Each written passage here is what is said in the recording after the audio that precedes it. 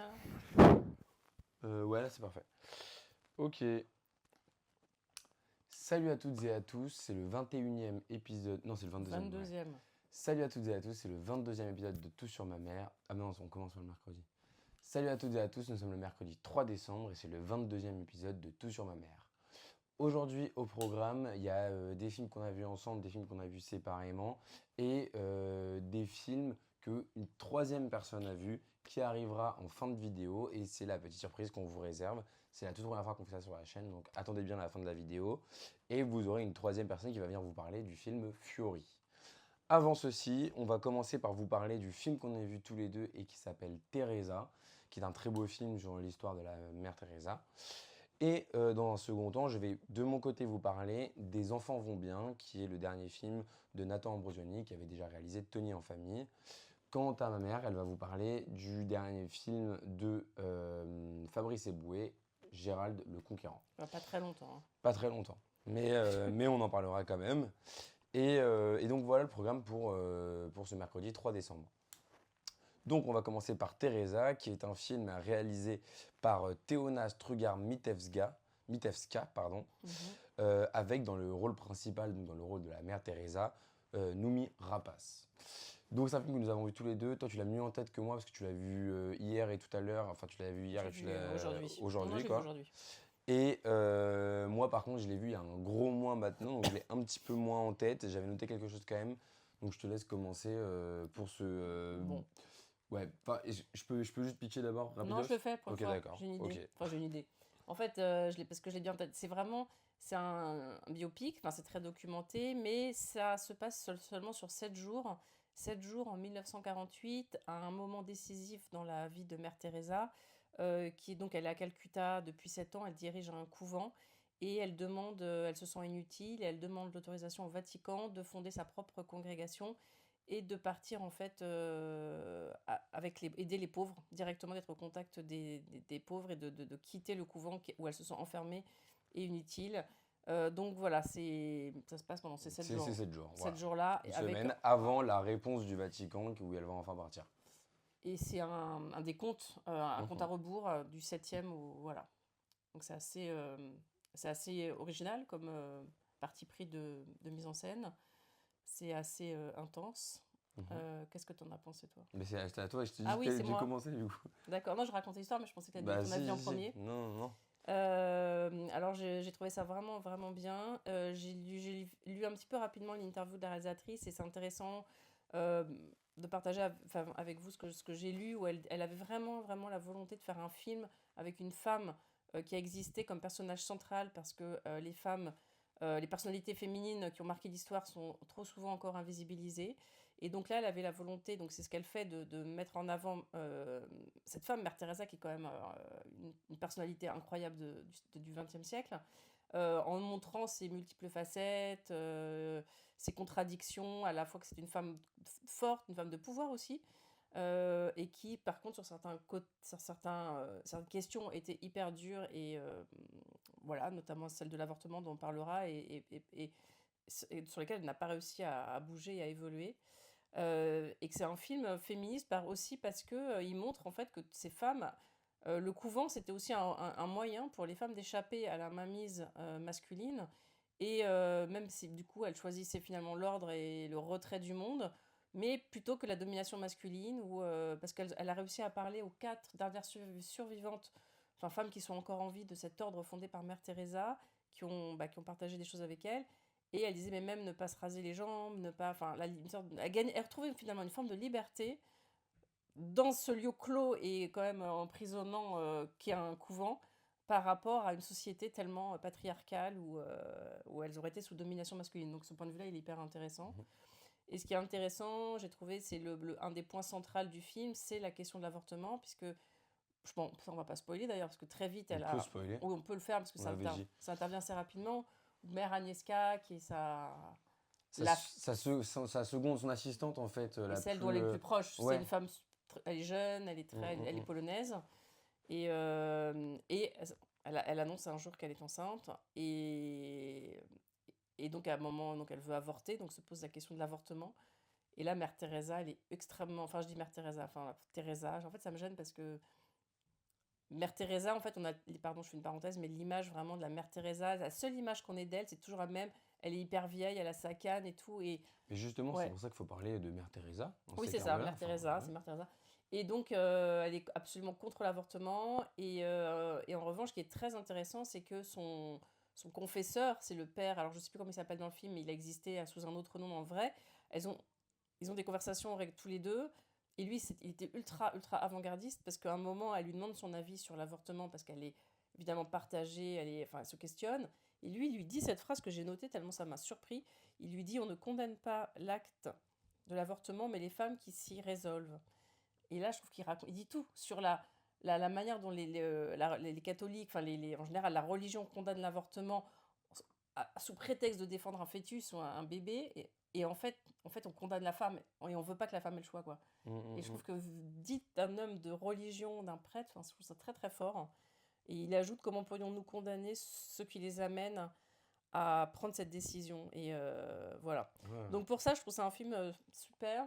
Euh, Très, alors elle parle aussi, la réalisatrice, elle a voulu faire un film, elle dit à l'énergie punk, ce qui est le cas. C'est vrai qu'il y a même des temps en temps, il y a des musiques. Ouais, bah, il y a même Des musiques vachement de musique de hard rock ouais, ouais, qui viennent rythmer le film. En fait, c'est marrant parce que ouais, elle a voulu vraiment apporter une dimension très moderne à l'image du portrait qu'elle fait de Mère Teresa, ouais. qui, comme tu dis, est pas du tout un portrait qu'on a l'habitude de voir.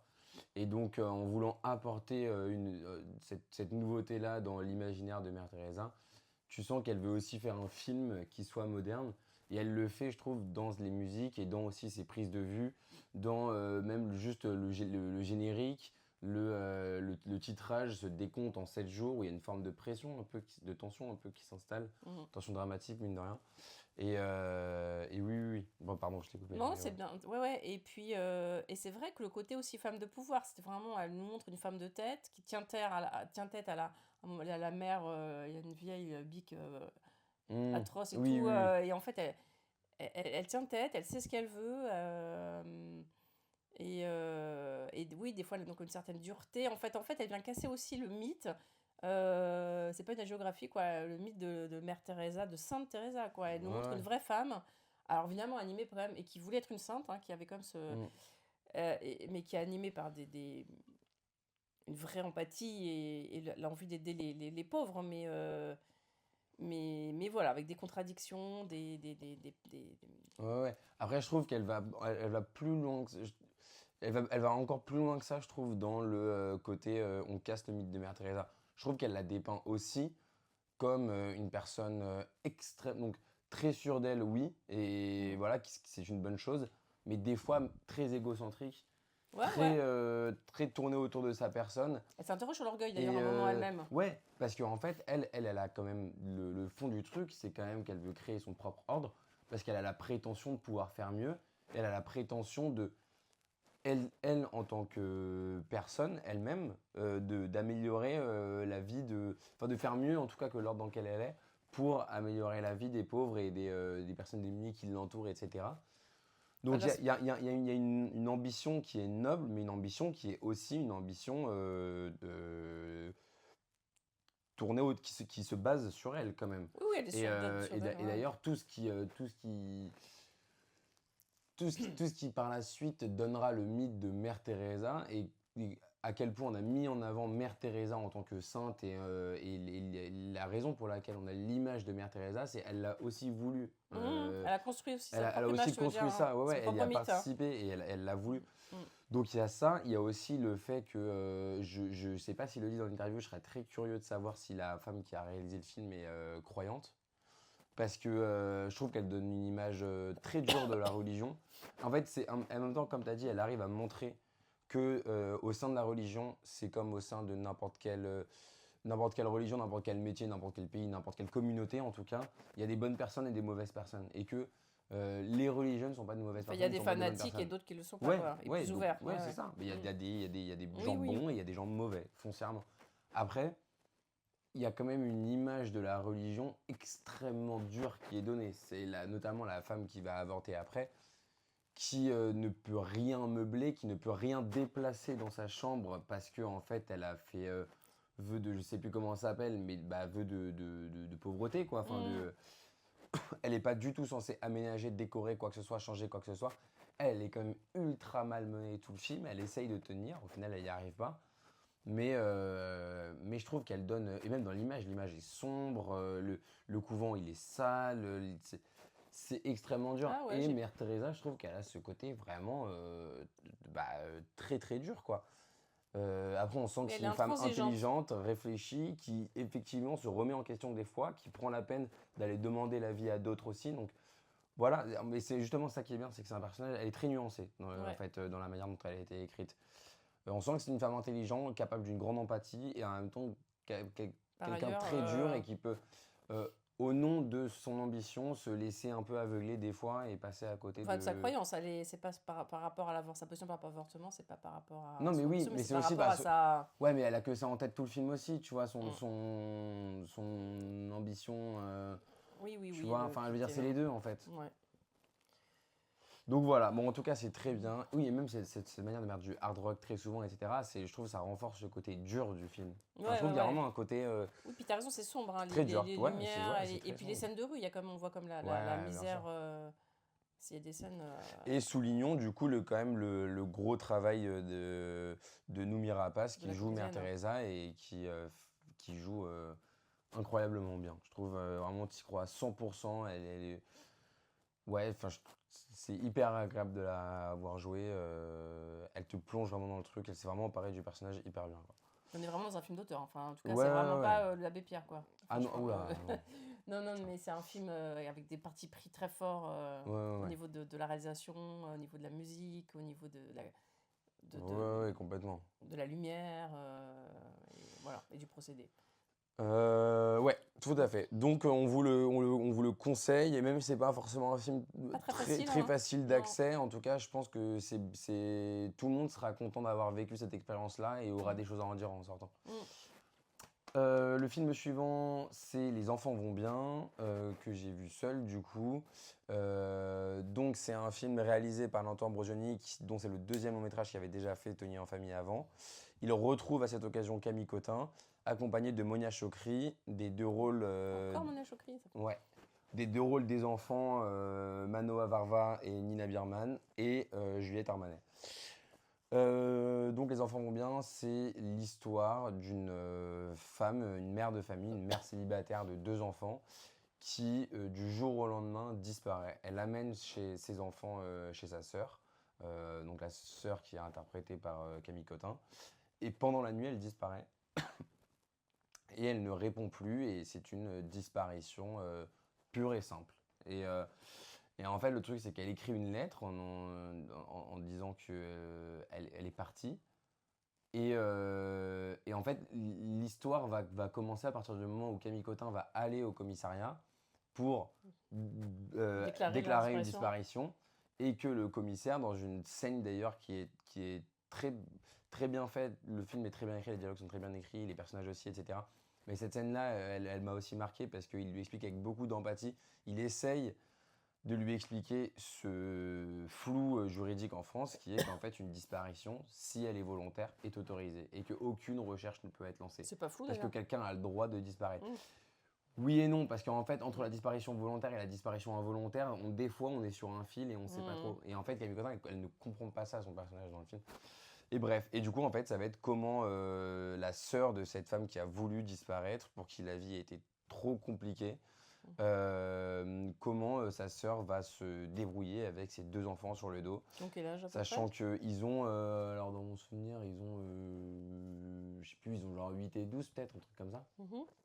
Et, euh, et en fait, il y a aussi là-dedans le fait que Camille Cotin n'ait jamais voulu être mère, n'a jamais eu pour projet d'être mère, que elle est au milieu d'une séparation. Donc en fait, elle a ses problèmes à elle qui lui sont propres.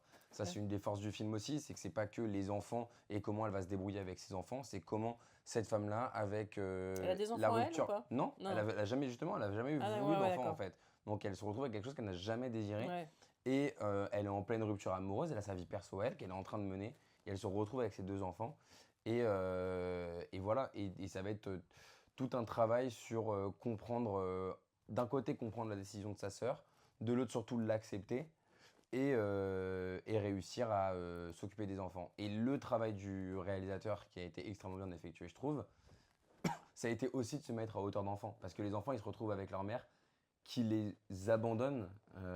C'est une des questions du film, est-ce que c'est un abandon ou pas, mais en tout cas, elle s'en va. Elle les laisse à quelqu'un en qui elle a confiance, à quelqu'un qu'elle aime. On sait qu'elle s'aime, ces deux femmes, ces deux sœurs, mais n'empêche qu'elle part. Non, je regarde juste ton micro, pardon. Elle refuse ses T'es à l'envers. responsabilités. Et voilà, et comment ces enfants vont prendre avec leurs âges respectifs, leurs sensibilités respectives, parce que les deux, c'est pas parce qu'ils sont dans un jeune âge et qu'ils sont frères et sœurs qu'ils vont le prendre de la même manière, ça peut être très différent. Et là, c'est le cas. Donc, comment eux vont le prendre, et du coup, comment le réalisateur va vraiment réussir à se mettre à hauteur d'enfant et à hauteur d'adulte, absolument tout le film. En réussissant à creuser le personnage de Camille Cotin, en expliquant comment elle va prendre cette décision, comment elle va réussir à s'occuper de ses enfants et comment elle va continuer à réussir à gérer sa vie perso et sa vie professionnelle. Et en même temps, à hauteur d'enfant, comment eux, ils vont prendre ce geste-là, avec de la maturité ou non, avec des moments où ils y arrivent, des moments où ils n'y arrivent pas. Et voilà. Et je trouve que tous ces défis-là sont hyper bien relevés. Les dialogues sont extrêmement bien écrits.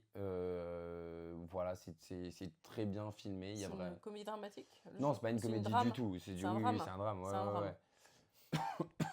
ouais. Et donc, ouais, c'est vrai. Quoi, dans les dialogues, il arrive toujours à caler un petit peu d'humour quand même. En fait, il arrive toujours à insuffler un petit peu d'humour dans certains dialogues et de l'humour qui fonctionne très bien. Mais on peut pas parler de. Enfin, je trouve pas qu'on puisse parler de comédie.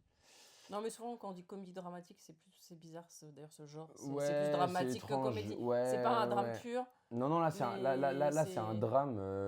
C'est un drame. Et comme dans toutes les situations de la vie, des fois, il y a de l'humour. Donc là, il y en a aussi. Mais c'est un drame. Et voilà, il y a une performance. Moi, m'impressionne toujours énormément les acteurs enfants qui jouent très bien. Là, c'est le cas de cette petite fille et de ce petit garçon. Et voilà. Et donc c'est un film que je recommande à tout le monde parce que il est en même temps très beau, en même temps assez émouvant, en même temps très intéressant. Et il va vraiment au fond de ses personnages. Il n'y a pas 30 000 personnages, mais ceux qu'il a décidé de mettre dans son scénario, bah, il va vraiment les traiter. Et donc il n'y a pas d'archétypes qui sont là pour décorer. Donc voilà, c'est très très beau. Et je tiens à souligner un des trucs de mise en scène aussi que j'ai beaucoup aimé, c'est comment il utilise les vitres et comment il filme derrière des vitres. Et ça, je trouve, c'est un truc qui est hyper intelligent pour représenter le rapport quand t'es enfant. Il y a ce truc de. Là, c'est une discussion de grands. Vous pouvez pas savoir. Et du coup, il y a beaucoup de moments dans le film où ils se retrouvent derrière une vitre. Et de l'autre côté de la vitre, il y a Camille Cotin qui discute. Parce qu'on les met à l'écart. Parce qu'on les met à l'écart. Et en fait, la Et- caméra est avec eux. La Ah ouais. caméra est avec eux. Ouais, donc on n'entend pas forcément ce qui se dit. Non, on entend comme eux en fait. Comme eux. Et en fait, je trouve que c'est vachement simple de s'identifier à ce genre de moments, que ce soit en tant qu'adulte quand tu fais ça à tes enfants, Ouais. parce que ça arrive forcément, Ouais. et quand t'es enfant, te rappeler de trucs que tu aurais voulu entendre mais que tu ne peux pas entendre, et que tu te retrouves dans la pièce d'à côté, de l'autre côté de la vitre. Voilà. Et ça Et en t'échappe. même temps, tu sais qu'il se passe quelque chose, et en même temps, tu D'important, peux ouais. rien, et Ouais. tu te retrouves à attendre. Et on Ouais. les voit beaucoup attendre, ces enfants, et c'est très touchant, c'est très beau, je trouve. Donc voilà, il y a tous ces trucs-là. Enfin, c'est très bien mis en scène, très bien écrit, et ça devient un très bon film. Bah, merci. Ben, je t'en prie. Je vais être beaucoup plus courte sur Gérald. Oui, le Gérald, le Conquérant, conquérant. de Fabrice Eboué, et avec Fabrice Eboué, Mhm. qui raconte l'histoire d'un type, j'ai oublié le nom du personnage, qui Bah, est Gérald. Gérald, bah oui, Gérald le Conquérant, qui habite en Normandie dans une ferme avec sa femme, le fils de sa femme, et qui rêve il fait un peu des visites scolaires pour gagner de l'argent, enfin des scolaires qui viennent visiter la ferme, voir comment Mhm. on traite une vache, etc. Et son grand rêve, c'est de créer une sorte de parc un petit peu type le Puy du Fou, pour rendre hommage à la Normandie, qui est sa grande passion. Voilà, donc C'est un Normand enfin fan de Normandie en fait. ouais, ça atteint. Alors après, non, j'ai pas aimé. J'ai pas envie de le descendre parce que je me dis que c'est peut-être une question de sensibilité humoristique. Enfin voilà, moi, ça m'a pas fait rire du tout. Ok. Et puis ce que je trouve et puis le personnage, voilà, en fait, il est complètement fou. Enfin, il est complètement. Ouais, du coup, je vois pas bien. Est-ce que c'est pas une manière de dénoncer justement la folie, enfin, le ridicule absolu de ces gens qui veulent défendre absolument Oui, mais alors oui, bah, d'accord, mais c'est un quelque peu. chose dans Ouais, mais lequel alors ils sont c'est. seuls dans leur délire? Ah, mais ça peut être Oui, bas oui, de oui, oui, plafond, oui, hein, mais. c'est peut-être son ambition, mais c'est poussé tellement à l'extrême que je vois pas bien où il va en venir. S'il y a un message derrière, je le trouve un petit peu simpliste, quoi. Ok. Ça Euh, se trouve, il n'y en a pas d'ailleurs. Ça se trouve, il a juste voulu Oui, faire et voilà, et après, le fait que ça soit. C'est comme une comédie, donc le but d'une comédie, c'est quand même de se marrer. Ouais. Et moi, j'ai pas ri, quoi. Pas une J'ai seule un fois. peu souri à deux, trois moments, mais. Ça reste faible. Mais voilà, mais après, ce genre d'humour, il y a des trucs, ça passe ou ça casse. Il y a des gens qui peuvent, ça se trouve, qui adoreront, je me rends pas compte. Je Tu me te rends rends pas pas compte. compte si c'est un mauvais Non, film ou si c'est non, juste un non, film qui n'est pas ton humour? mauvais film, ça, je pense pas que ce soit un très bon film. Mais après, en termes d'humour, je sais pas s'il y a des gens qui adhèrent à ça, Qui peut-être. souscrivent à ça. C'est vrai que moi, des fois, j'ai rigolé de films. Un jour, on a dit qu'on ferait une vidéo sur Mm. nos comédies Ouais. inavouables ou quoi, mais c'est vrai que quand vous étiez petit, et on a tout. Moi, j'avais adoré, il y a plein de gens qui me regardaient avec un drôle d'air, ce fameux film. Les Seigneurs. Ouais, Mm. une histoire d'une équipe de Mais foot. ça, pour moi, tu vois, c'est un excellent film. Oui, Enfin, d'accord, mais il y a des gens, je te jure, je me rappelle quand je dis que j'avais aimé ça, ils me prenaient, et vraiment, il y a des gens, ça les fait pas sourire, quoi. ouais, bien sûr. Enfin, Et. après, c'est comme l'humour de Eric et Ramsey, tu vois, moi, je suis pas fan du tout.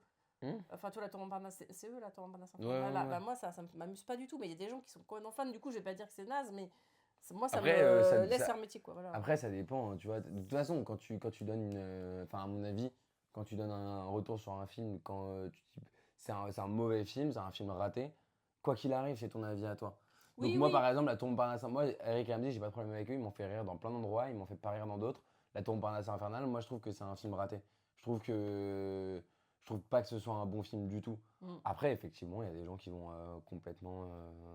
Ah, il y a des grands Il y a des fans grands fans de de ce La film, Tombe Parnasse. Enfin, c'est un film culte, hein, Ouais, c'est un film ouais, c'est culte. La Tombe Parnasse Bon, Infernale. je Donc. pense pas que Gérald le Conquérant deviendra culte. Je sais pas, quelque chose me dit, mais bon, après, si vous êtes fan de Fabrice Eboué et tout, voilà, moi, je serais Mm. curieuse d'ailleurs de voir s'il y a des retours positifs sur son Ouais. film, hein, parce que. Moi, j'aime beaucoup Fabrice Eboué dans ses spectacles. Après, j'ai jamais osé aller voir ses films. À chaque fois, je suis pas sûr Ah, des moi, je l'avais vu, propos, je celui suis avec le pas sûr de. crocodile. Moi aussi, le crocodile Botswana, ouais, ouais, mais ça, c'était Thomas. Déjà, je crois que c'est Thomas Nguijal. Mm. Et en plus, c'était il y a vachement longtemps. Mais là, aujourd'hui, Barbac, par exemple, j'avais pas été le voir. Il y a un truc aussi où les humoristes, moi, j'aime bien les voir sur scène. Et Oui, ils sont pas toujours talentueux ça dépend. Ouais, pour la ouais, réalisation. Et voilà. d'accord. Alors, donc, Et donc, étape suivante, enfin dernier film qui s'appelle Fury, que je n'ai pas vu, que j'ai mais vu, que maman n'a pas vu seule. que j'ai vu avec le frère, un des frères de Marius. On doit toujours faire notre vidéo de présentation. Sachez que Marius a deux frères, Voilà. un petit, un grand. Mhm. Et donc, je suis allée voir à la Cinémathèque en avant-première Fury avec Noah, qui est mon fils aîné, qui a 25 ans. Et que je vais vous appeler dès maintenant pour qu'il vienne vous rejoindre. Voilà, voilà. Et moi, j'arrive après pour la Tu conclusion. veux pas quand faire même. pause pour pas que c'est trop. Faut Mm, juste poser ça reprend. Après, il mm. reste qu'à appuyer sur. Et alors, donc, le dernier film de la semaine, c'est Fury de Mario Martonei, on doit dire. Mario Martonnet, il me semble. Voilà, réalisateur italien. Et donc, Noah et moi avons vu ce film tous les deux à la Cinémathèque. Et tu vas nous... Bah écoute, présente-nous déjà. C'est une adaptation libre de 2 livres. De qui, de quoi? Vas-y, raconte-nous. Alors oui, c'est adapté d'un récit, enfin, de deux courts récits de l'autrice italienne Goliarda Sapienza, donc, qui a été redécouverte ces dernières années avec bah, son œuvre, l'œuvre de sa vie, L'Art de la joie, donc, qui est un roman paru à titre posthume, d'abord en France, paradoxalement, puis en Italie. Puisqu'il a été refusé en fait, par toutes les maisons d'édition à qui elle l'a proposé. Elle l'a mis 10 ans à l'écrire dans les années 70-80. J'en parle parce que c'est un élément qui est présent dans le film, donc qui raconte un événement précis de la vie de Goliarda Sapienza, alors qu'elle est déjà une femme mûre qui a écrit, joué dans des pièces, mais qui a jamais vraiment réussi à acquérir euh, un statut d'écrivain, ouais. d'écrivaine Reconnu. reconnu, voilà, par le grand public. Et à un moment donc de sa vie où elle est en difficulté financière, elle commet un vol dans une soirée mondaine, donc elle vole des bijoux, elle se fait attraper, et elle est envoyée à la prison j'ai oublié le nom, la prison pour femmes, la grande prison pour femmes de Rome. Et elle y passe quelques mois et elle en tire donc deux récits qui sont librement adaptés donc par Mario Martonnet. Euh, et qui se. Donc le film de Mario Martonnet se concentre sur surtout en fait sur la sortie de prison. On la retrouve donc au début du film quelques temps après qu'elle soit sortie. Bon après il y a toute une série de flashbacks, d'aller-retour entre Pas très clair d'ailleurs à un moment. c'est pas Au très début, on a clair, du au mal début on à... s'y fait au fur et à Ouais. mesure du film. Mais voilà, voilà, il y a toute une gymnastique comme ça d'aller-retour entre le séjour en prison et puis et son retour à la vie normale, à la liberté. Tout le film se passe à Rome au tout début des années 80. C'est la prison de Rebibbia.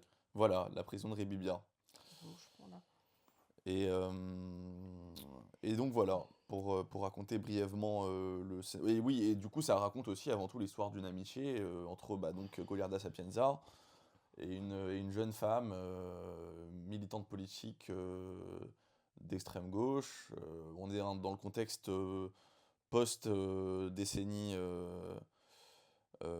enfin on appelle ça les années de plomb hein, dans l'histoire italienne contemporaine, donc dans les années 60-70, une période de grande effervescence politique avec des attentats, des enlèvements, des affrontements très violents entre militants de gauche, de droite, un peu partout en Italie. Et donc voilà, elle fait la rencontre en prison de cette jeune femme qui est militante de gauche. Euh, et donc on suit comme ça leur amitié tout au long du film, en prison puis après la prison. Et voilà, C'est donc pour presque le... plus que de l'amitié même presque. C'est un peu ambigu comme relation. Oui, alors Je trouve, oui, hein. oui, c'est une sorte d'amitié qui déborde oui, en relation sentimentale, mais sans que ce soit jamais non plus Consommé, vraiment, dit, oui, oui. oui, voilà, sans qu'elle pose jamais en fait un terme sur cette relation. Simplement, on Mm. sent qu'elles sont très proches, Mm. très fusionnelles, très même parfois Maternelle aussi d'ailleurs aussi. tumultueux. Ouais, Enfin, ouais. il y a des, oui, il y a Qu'elle pourrait être aussi, sa fille en termes elle est d'âge. beaucoup plus vieille Elle a qu'elle, 60 ans voilà. et l'autre a peut-être 30, je crois. Ouais. Vos avis maintenant. Nos avis, surtout toi, vas-y Noah. Donc t'as moyennement aimé finalement. Moi, plus ça va, moins j'ai aimé. Sur le moment, ça va. C'est un film qui se regarde agréablement parce que c'est des belles images. C'est le Rome des années 80. C'est des super actrices. Elles jouent toutes très bien. Euh, Il y a une atmosphère comme ça, un peu onirique, douce, avec des scènes qui durent longtemps. Un film qui prend son temps, donc qui a beaucoup de qualités formelles mais qui m'a posé le problème en fait dès la sortie sans que j'arrive vraiment à mettre le doigt sur ce qui m'avait gêné. Si ce n'est d'ailleurs, c'est ce que je t'ai dit en sortant, un premier point qui est que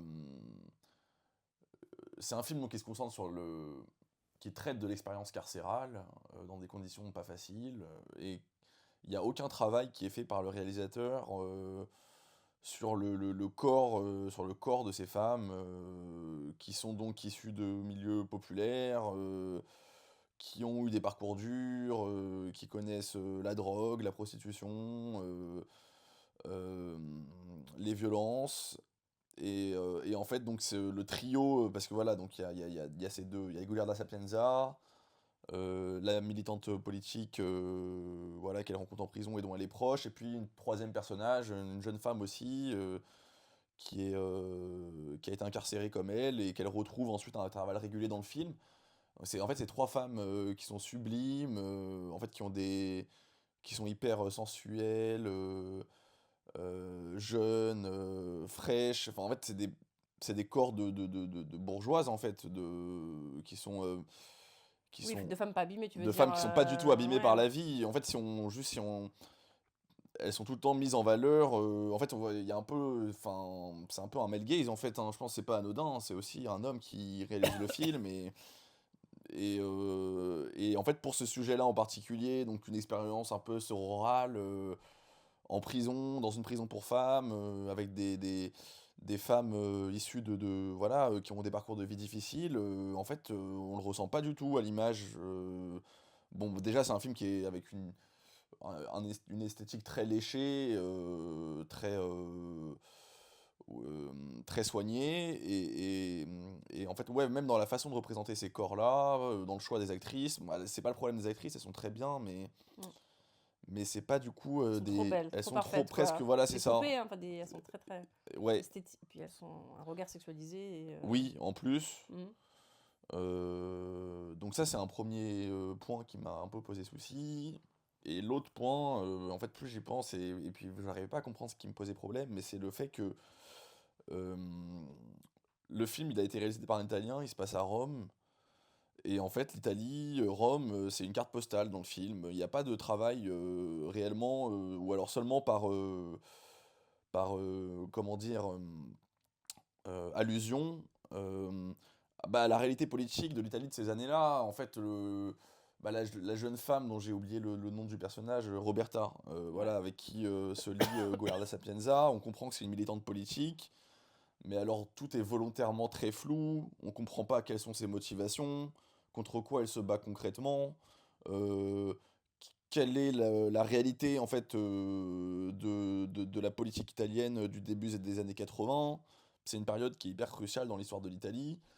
Et donc la troisième personnage qui elle joue, enfin enfin, qui est donc qui a été incarcérée, on comprend en raison de son copain ou de son mari qui est mafieux. On sent que voilà, c'est pas très clair, mais elle s'est retrouvée en prison à cause de ça. Elle a pas voulu le balancer. Et pareil, alors la réalité enfin, on est en pleine année 80, il y a l'assassinat du juge Falcone, machin. La mafia en Italie, c'est un vrai truc à cette période-là. Et il n'y a aucun traitement sociétal ou politique. Le film aurait pu se passer n'importe où. Et en fait, l'intérêt que ce soit à Rome, c'est, bah voilà, on a les belles images, on a les petites rues. Mais c'est étrange, c'est En presque. fait, En plus, c'est assumé en plus d'ailleurs. c'est très désincarné. Oui, Ouais, mais c'est un choix important qu'il a dû faire parce bah que. probablement, Mais c'est mais étrange du de. coup ça annule en fait une bonne partie de la portée politique du film et un peu l'ancrage dans le réel qu'il prétend avoir. Et même, enfin, c'est les scènes en prison, voilà, on sent qu'il essaye de représenter une certaine vérité. Voilà, Mm. il y a il y a une prétention sociale dans le film, mais qui est un peu mise au service d'un esthétisme qui prend le pas sur tout le reste. Les images sont très belles au final, et c'est vrai que c'est un peu tout ce qu'on retient, même les scènes en prison, tous les personnages secondaires, c'est un peu une galerie des horreurs. Enfin, pas des horreurs, c'est dur de dire ça comme ça, mais c'est voilà, c'est que des personnages un peu pittoresques, la folle, le, celle qui fait de la sorcellerie un peu. Enfin, Archétypal. c'est un peu ouais, voilà, c'est tous des archétypes. Mais les personnages, ils n'existent pas vraiment pour eux-mêmes. Enfin, si, quand même, il y a des belles scènes, mais. Enfin, voilà. Ok. Voilà ce qui m'a Bah, je suis dérangé. d'accord avec toi. Moi, le mérite quand même que je trouve au film, c'est une certaine singularité. Enfin, c'est un film un peu étrange, t'arrives pas bien à le saisir. Et en fait, ça, je trouve que ça colle avec l'univers de l'autrice. En tout cas, L'Art de la joie, c'est pareil, c'est un livre complètement unique dans sa construction, dans sa narration, dans ses thématiques. Enfin, c'est un film, tu l'as lu aussi. Et je trouve qu'il arrive quand même à créer un film qui ressemble à pas grand-chose, surprenant, effectivement, un peu onirique des fois, un peu. Oui, il en a gardé Et l'aspect formel, parce que dans il- l'art de la joie, il y a quand même, en fait, sur un tableau très précis de la réalité politique de l'Italie oui, du début du dans le XXe fond, siècle, oui. Mais dans qui la est, forme, voilà, qui ouais. est complètement absent dans le Ouais, film. ouais, ouais. Alors oui, c'est pas la même époque, hein, l'art de la joie, Oui, c'est bah, sur la première partie du XXe siècle, mais enfin voilà, oui, après oui, il y a un effort oui, c'est comme un film, voilà. d'appropriation formelle au moins de l'œuvre de Sapienza. Ouais. Euh, voilà, Bah voilà, bah c'est bien. ok, Merci pour cette première intervention. eh ben de rien, ça m'a fait plaisir. Ok. Voilà, donc Noah recède la place à Marius. Et bien, peut-être Voilà. bientôt vous aurez le troisième larron. S'il daigne venir. Il est un peu timide. Pour les fans de... S'il y en a parmi notre audience, les fans de manga, d'anime japonais, Mais en fait, il me dit qu'il n'est d'animation, pas tant spécialiste que ça. Hein. ouais, Il il ne dit qu'il regarde est pas. tant Il a spécialiste lu que ça. beaucoup de. Il a eu son énorme période. Non, mais tu vois, sur des films comme... Parce que nous, on a loupé des trucs quand même, mais des Ouais. films comme Demon Slayer, qui déplacent énormément de gens au cinéma. Tristan, il est parti le voir, tu vois. Et il a un retour à faire là-dessus. Il a vu les trucs qui sont sortis avant et tout. Donc, il dit qu'il n'est pas tant spécialiste que ça, mais il va les voir et quand il en parle, il sait de quoi il parle. Là où nous, d'ailleurs, si un jour vous êtes demandé, la raison pour laquelle on ne vous parle pas de ces films-là, c'est parce qu'en fait, on n'a pas tant de légitimité que ça, dans le sens où on n'a pas du tout de culture, quoi, là-dessus. Du coup, c'est compliqué de et on juger. arriverait vraiment comme des touristes sans aucun point de comparaison. Moi, j'ai regardé Death Note et Hunter x Hunter et c'est tout. Toi, maman, rien du tout. Donc, j'avoue. c'est impossible pour nous de vous faire une critique qui aurait la même valeur des autres qu'on vous fait, alors qu'en fait, pas du tout. Bon, bref, alors Donc, peut-être voilà. on intervient. Alors là, Noah, on l'a proposé de venir parce que j'ai vu le film avec lui. Marius n'était pas libre le soir de la projection. Et puis parce qu'il a lu, comme moi, l'art de la joie.